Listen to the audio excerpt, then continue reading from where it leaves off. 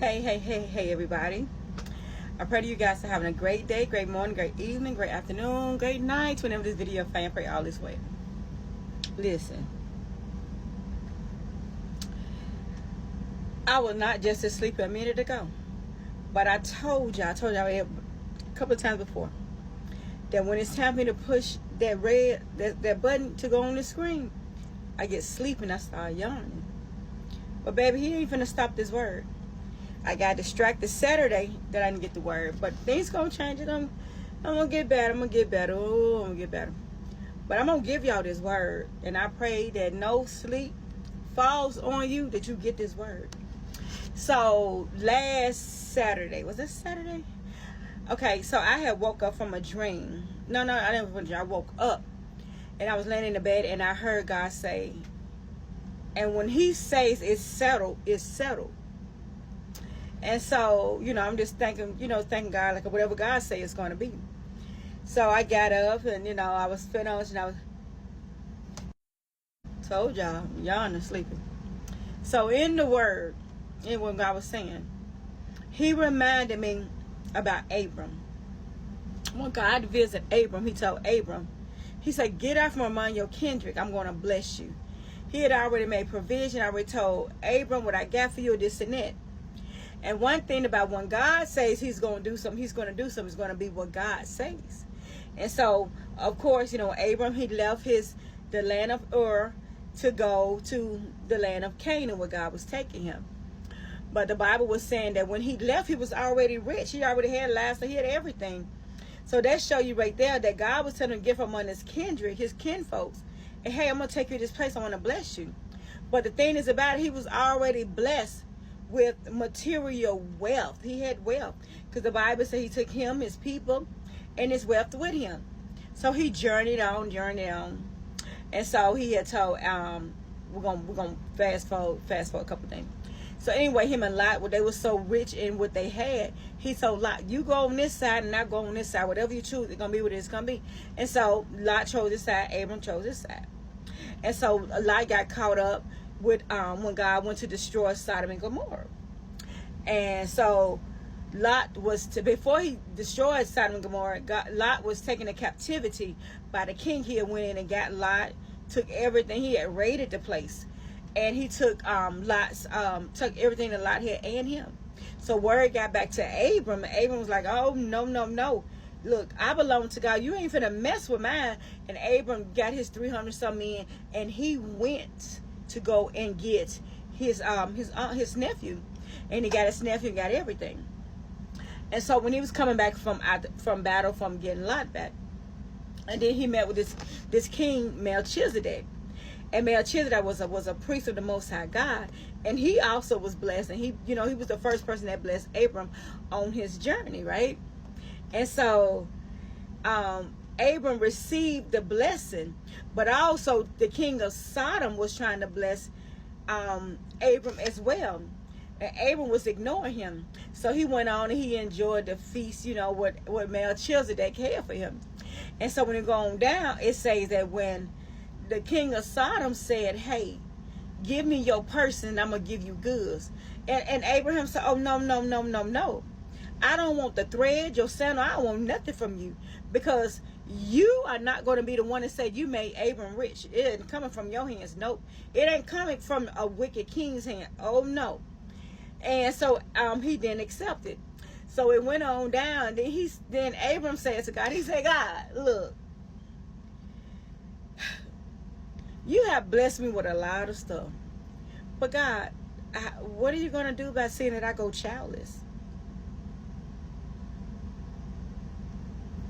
God, you bless me with my health. God, you bless me with my strength. God, you bless me where I'm able to be this type of woman, this type of man. God, you bless me. God, you bless me money. So you bless me, God. But God, I'm still lacking something. When Abram said that to God, God said, oh, wait a minute. Hold up. Get up. Go outside. Take a look and count the stars.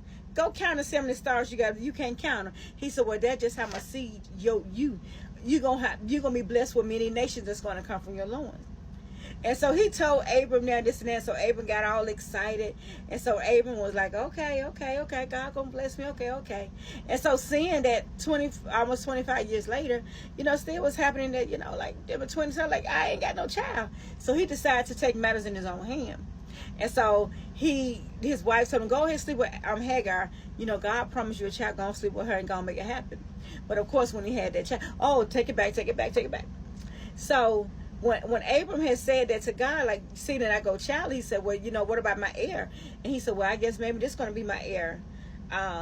Eliezer. I got to see the name again to pronounce it. Anyway, and God said, no, that's not your heir. Your heir is going to come from your loins. I got you. So anyway, he jumped to go make it happen on his own. And when he did that, he went on to sleep with Hagar, and Ishmael was born. And God said, that's not your promise. That's not what I have for you. And then so 25 years later, at the age of 100, God blessed him with the seed that came from his loin, him and his wife. His wife was 99 and he was 100. And they got that promise from God. So God wants us to remind the same thing with us. Abram was 100, he was 99. But God was saying, no matter how long it looked like that it's not going to happen, God is a God who's right on time. When God said, be mindful of not to when you take from the righteous, when the righteous give to you, because you want blessings to bestow upon you. When you are in right standings with God, you know who not to get connected with. You know how not to take of this person. See, one thing with Melchizedek, he was a king of the Most High God. He didn't want anything from Abram. He wanted to bless him, and Abram accepted that. But then you got him down to the wicked king. He wanted to say, hey, you give me this, I'm gonna give you that. So he was telling me, give me your persons, give me your slaves, give me, all everything in your home. Ain't no telling what Sodom wanted to do with them people. Okay. But he recognized, like I said, I don't want nothing from you. Nothing at all. Hey, God, you're not going to make me rich. So Abram know that, like, I am not going to give my goods to a wicked king. Oh, no. And all to say that I'm rich because of what God promised him. And so God was saying, when God say it is settled, be mindful of the righteous has settled. When it's righteous, no word, no sorrow.